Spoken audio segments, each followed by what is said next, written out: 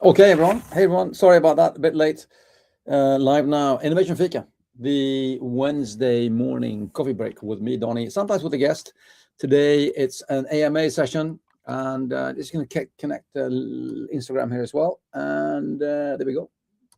Live on Instagram as well.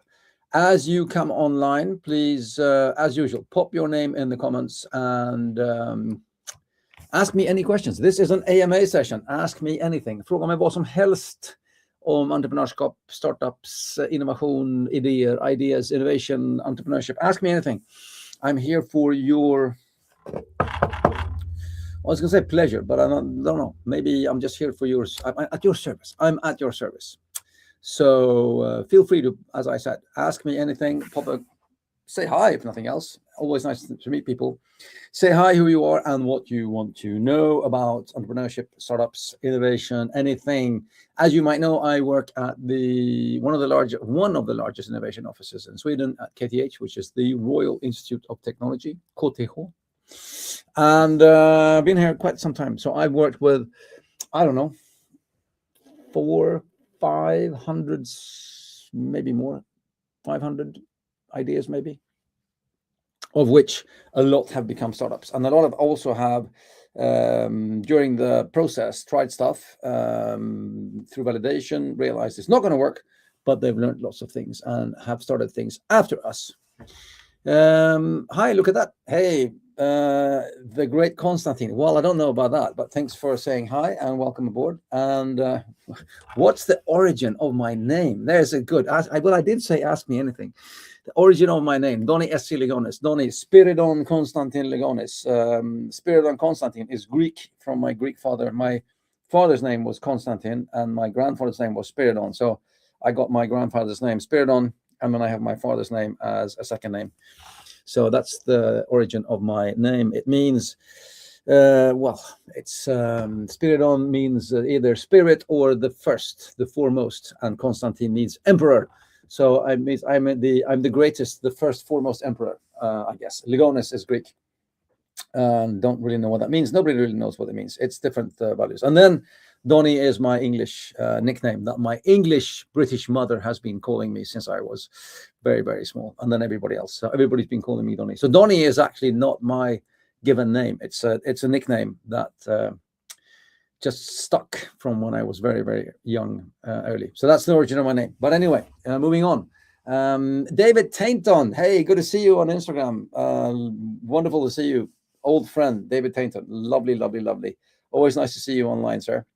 As I said, ask me anything, pop a question about anything you want to know about entrepreneurship, startups, innovation. This today is your session when you get to ask me any kind of question that you might need to, want to know or need to know. Everything from, stuff like how to validate an idea or raising money or, things like that. And I think some of the basic stuff, some of the basic stuff that we always cover is, how do I come up with a good idea kind of thing? And I wish I had, we always get that. I'd love to come to you and get some support, but I don't have any good ideas. Best way of finding good ideas is to, I would say, read the morning paper, because they are nothing else but, page up and page down of problems and needs in the world. And just by reading the paper, you can usually get a lot of ideas. But I think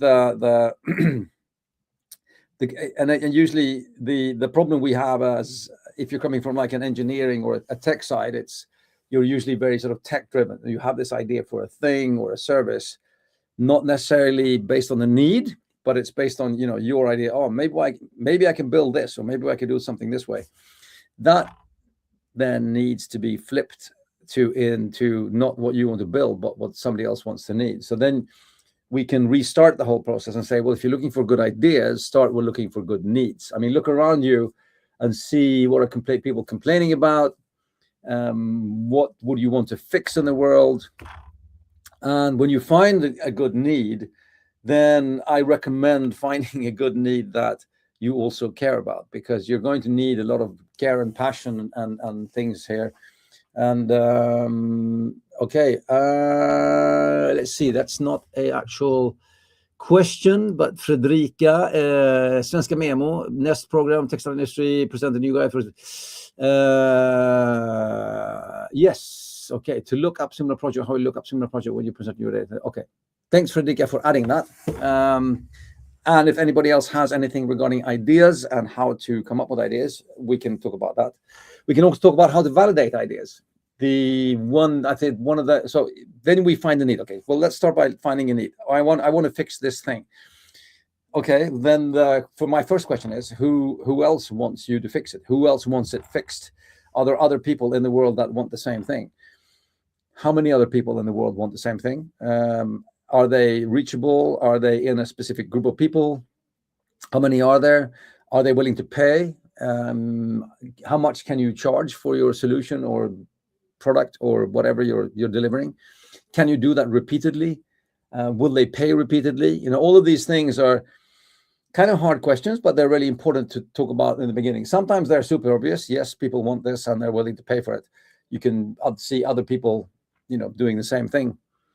Sometimes it's harder because you've come up with something that might not be so, either easy accessible to them, or there's no you might not find anything that looks like it. So it's really hard to compare to competition. Competition is good, by the way. Don't forget that. Competition is a good thing.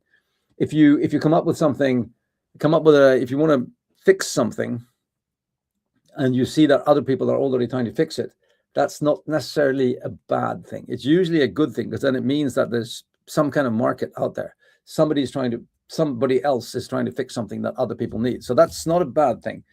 If the competition is too fierce, that's tough. If people don't want to pay because they can get free stuff, it's tough. Then we need to figure out how to add more value, or how to compete in other ways. So that's like not a second stage thing, but that's an add-on thing. So one, identify a good need that you can actually track, that enough people want to use and want to pay for. That's usually a good start. Most ideas die because people overestimate the other people's want for their ideas, right? And they go, oh, I have this great idea, I think it's great. Yeah, but does anybody else think it's great? Maybe not so many others. A lot of ideas are based on, I wish I had one of these, or I wish it could do this. It doesn't mean that everybody, it doesn't mean that it works. It doesn't mean that anybody else wants. I come up with those ideas all the time.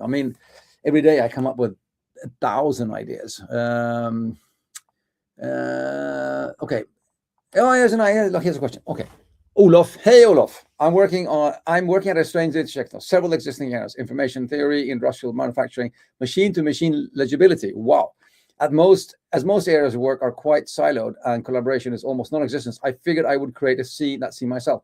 How do you find and attract the first 10 people when there's no existing subreddit conference? Oh, that's a good question. Additional constraint. I'm broke and have no special. That's over. Of course, that's a tough one. Good question. Very good question, Olof. And the more difficult thing you're trying to do, the more. Well, I usually make the analogy, even though I'm not going to in any way. If you take Elon Musk, for example, or other people like Elon Musk that do big things, they usually don't. He didn't start by sending up rockets into space. He started with a payment solution 30 years ago. That then turned successful. It exited, and then he put that money into the next venture, raised even more money, and then the next venture, and then built his platform into technology. And then that sort of paved the way for everything else that came along. So sometimes you need to also reframe and say, so how am I going to, what's my path to success, and how am I going to reach this? Can I start with something smaller? So in your case, I'd say, okay, I'm not saying this is your case, Olof, but I'm saying that in many cases, people try and do everything for everyone in one area, and it just becomes, they spread themselves too thin. The solution is too big, and it just doesn't sort of manage to be this all-encompassing thing. And it's also a cultural thing. So look at in Sweden, we don't have, one app does all. We have lots of apps that do different things. In China, you have like one app that does everything. You chat and you pay and you order food and everything in one place. And then we're not so that's a cultural difference as well. But anyway, so coming back to your specific problem there, I'd say, is there anything you can do can you narrow down the scope? Can you start somewhere? I mean, if you look at the full scope that you're trying to address and you can say, okay, well, I'm going to do this for all of these things. Can I start in one and move into the others? Or does it have to be all at once? And, won't it start working until everything is in there, which is, of course, a tougher thing. So, is there any way you can start? Is there any way? And of course, then identifying the starting point is, are there enough people here who want to pay me something to get started, since you're broke as well? How can what's the closest way to making any kind of money in this business idea? And the vision can be great. I mean, the vision can be, we're going to do this for everyone. But as long as you find a narrow enough starting point where you can make some kind of business happen and make some kind of money, because nothing beats traction, nothing beats customer money, nothing beats proof of concept. I mean, if you're selling and making money on something somewhere, I mean, nobody can take that away from you. If you're constantly, like 5 years later, talking about this big thing you're going to build and you haven't really built anything, you don't really have any customers yet, and nothing's really happening, then, that works. The vision pitch works for a while, but after a year or 2 years or 3 years, and you're still doing the same vision pitch and nothing is happening, people start, becoming a bit suspicious. So I always try and say, try and find a narrow enough starting point. Do something for a very enthusiastic group of people. Get them on board. Nothing beats traction. Nothing beats customer money. Get something going. I mean, that would be my the big thing. So, but it's a tough question. A good question, but a tough question. And sometimes, yes, I mean, sometimes you have to. You said about there's no Reddit threads and there's no place to find people, but sometimes you have to sort of also invent the community or find them in other places and then pull them in. And we have one very good case here at KTH Innovation. They were building AI for teachers, and they needed to find the teachers, but they couldn't really find them in one specific group. So they actually started their own group. And then the question was, where do we find this target group? I mean, you don't start by just communicating what you want to do in social media. You start by thinking, where are the people we're trying to communicate to, in which channel, and how do we reach them there, and with which content to achieve which action. So then they went all the way back and they said, well, our target group is probably on Facebook, not on Reddit. So let's start a Facebook group. So then I started a Facebook group for teachers, and it was all only, it was no selling. It was just, we want to speak to people, teachers who are interested in AI. And then they started that group, and they started attracting people. And then they went to different places where they could find these people, and they invited them to the group to just be part of learning together. And within months, they had 2,000 people in that group, 2,000 teachers, which then became a very, very good, solid, both sounding board, but also, it became their first users. And I mean, many of them are still using. I mean, they were the first ones on board, and they are still in their customers today. So, there's always ways of building your sort of own community in the beginning, but it's all about finding the first following and getting them on board, finding your first traction, attracting the first people who want to really, be your both ambassadors, but also hopefully your first paying members. I'm building the new standard of trust. Yes, high-end gastronomy, which is my starting point. By the way, Jensen Hung in this morning's newspaper copied my idea saying AI is going to be like an infrastructure like water and electricity. I told Jimmy that trust is going to be like water and electricity in the future. Of course. Yeah. That's interesting. I think that I know this idea somewhat. I'd say that the important thing here is, again, you just starting out, trying to find, your first followers and trying to narrow it down so you don't try to offer everything for anyone, because then it's very, very hard to compete. The people who meet you don't really know who you are for. You want them to be for them, right? So that's why I encourage people to be very, very laser focused in their first starting point, and finding who is my first target group and how can I start attracting them. What kind of message do they listen to? what kind of design do they appreciate, and then you can build something which is tailored for them. And then from there, you can always branch out later on. You can branch out. You can widen the scope. You can deepen the scope, and then you can expand your market in different ways at the second stage. But always starting out by being as focused as possible, and then don't. And from the start, make sure that you have some kind of a business idea built, a business model built into this. So how is this going to make money? So it's nothing like, oh, we'll figure that out later on, because there are ideas, and then there are good ideas, and then there are good business ideas, and that's three different things. A good business idea is an idea that you can actually do business with and make money out of. And people happily want to pay you for it, directly or indirectly. Indirectly is when other people pay for them to use it, like Facebook or social media.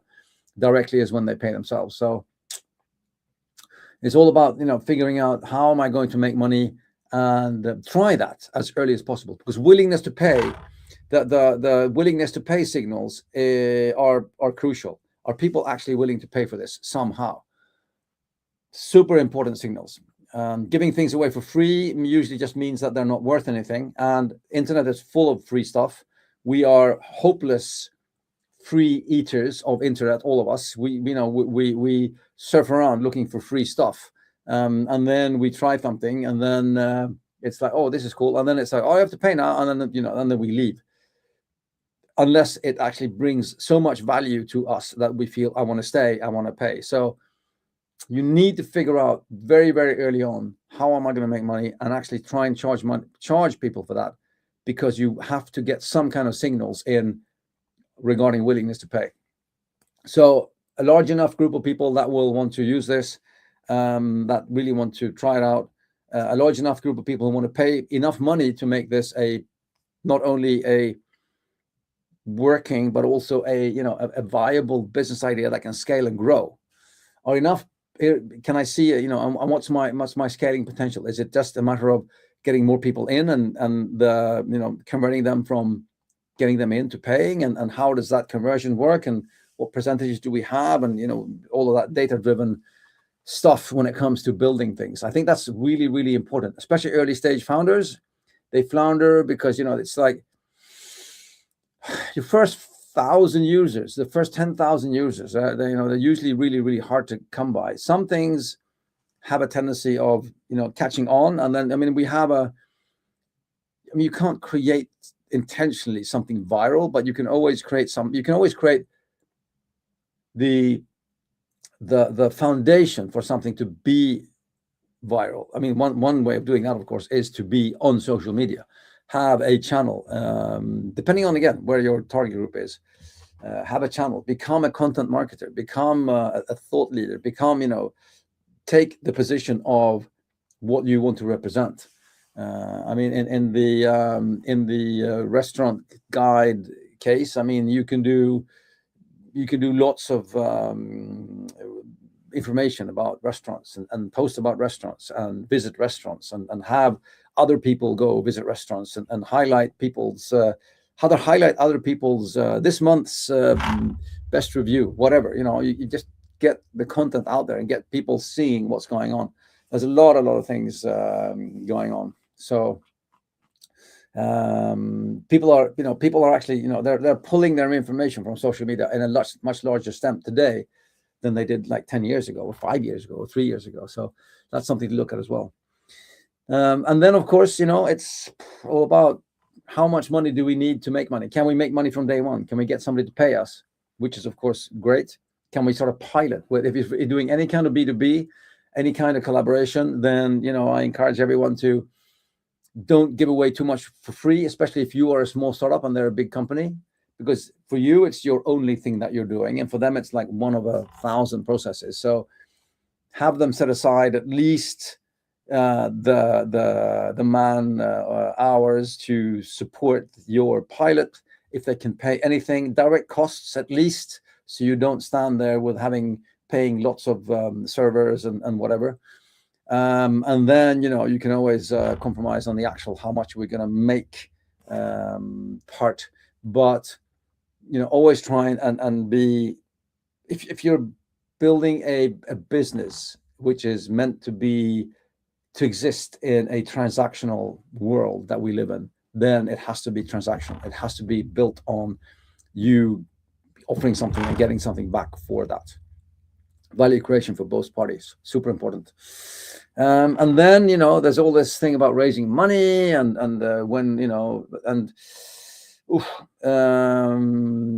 don't go out and chase VC money the first thing you do.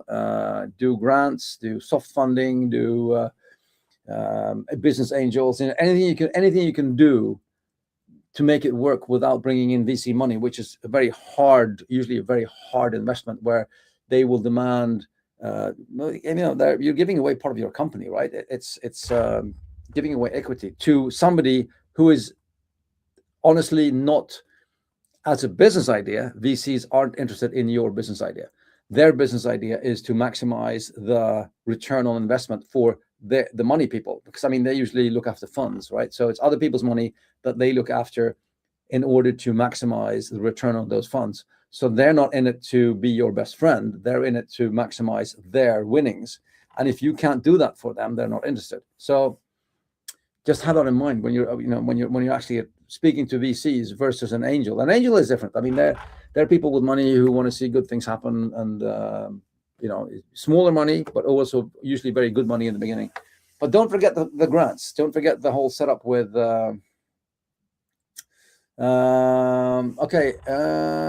It's a good question here from Fredrika. Where is a good support website where you can get the guidance to different parts to reach funding support, both paid and free suggestions? Isn't that a good idea? It exists. There's loads of. I don't know. I don't know. I'll say it. I don't know if it exists in the way that you see it. But again, if you can't find it, it doesn't really exist for you, right? But there's E204, which collects all of the grants in Sweden and Europe, so you can find all of the current grants from Vinnova and the EU and everywhere. That's on E204.com. There's a whole new. There's loads of sites that list the different foundations in Sweden. Stiftelse Databas. There's a new one that I can't remember the name of right now, but they do an AI thing where you can go in and you can say, hey, I'm doing this. Are there any foundations that have grants for this kind of stuff? And then it lists all of the foundations in Sweden that you could apply for money from. There's a new one just out now. There's a bunch of sites, but again, I don't know if there's one that does exactly what you wanted to do. So I'd have a look at that. Definitely, sure. The question is, how are you going to? Which it's a great idea, but then the question is, it might not be a new idea. Other people might have tried it. Why hasn't it worked before? Maybe that's a more important question. Why haven't it worked before then? Usually it's because, how are you going to make money? How if you're just going to do it and there's going to be a free site that just shows how you raise money and where you can raise them, how is that site going to make money? How is it going to survive itself? And what money are you going to get to pay to build the site and maintain the site and keep it updated and aggregated? So that's usually, and then of course, if you go into the more funding, there's thousands of sites that aggregate investors and VCs and angels and things like that. F6.com, traction.net. There's loads and loads and loads. Angel List. There's loads of sites that actually collect investors and match them with startups. So many things out there. There's tons of stuff out there. The question is there anything in the way that you see it? Maybe not. If so, then I'd spend time thinking about, okay, well, if I build something like this, how is it going to be maintained? How is it going to make money? And who's going to run it? Am I going to run it? Are you going to run it? That's, the first questions. And then, having that said, I always encourage people to, if you want to use Lovable or something similar, just build something. It takes you like 1 hour, right? It takes you half an hour. It takes an hour to build something in Lovable. And you can very, very quickly visualize for yourself, what does this look like? Does it feel, is this what I saw in my head? Does this feel plausible? Yes, no. And very often, I get lots of ideas, right? And I throw them in Lovable and I spend 15 minutes just building something. And it comes out, and sometimes I go, well, no, it sounded a lot better in here than it looks there. So next, and then I just, but then it instead of me spending like a year trying to build something that might or might not work, usually not, right? I can spend 1 hour and then seeing right away that no, it's not going to work in this way. So that's another tip that I would happily give. Don't spend too much time and money on building something that you don't know that other people will want. I build stuff all the time, and I throw it at my friends and say, what do you think about this? Or I put it on LinkedIn and say, hey, I bought this new thing, have a look. Yeah, good way to do it. Ja, exactly. Vägvisning för mindre företag och startups. Bara vägvisningen. Absolut, men frågan är vem som ska betala för det. Alltså det finns ju hur mycket sånt som här som helst. Frågan är varför har det inte funkat? Hur ska det här se ut som inte alltså vad är det för nytt med det här? Men den stora grejen ofta är det här med idén med att det här ska finnas har ju funnits väldigt, väldigt länge. Faller oftast på hur ska det överleva? Vem ska drifta? Hur ska man tjäna pengar? Vem är det till för? Och så vidare. Men lös det så rock'n'roll. Vi bara köra. Cool. Okay, everyone. I'm actually checking. Look, it's 10. It's 10 a.m. on the nose. The world's fastest half an hour. This was fun. I'll do this again. Next week, I'm in the US. I'm traveling. I'll be in the West Coast. So no Innovation Fika next week. Or maybe there might be one. I don't know. Maybe I'll do one from the US. But it will be it will be midnight or something. But we'll see. But don't count on Innovation Fika next week. The week after, definitely. Maybe a guest again.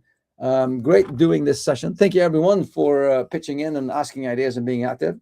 Really happy to see people online. And let's do this again.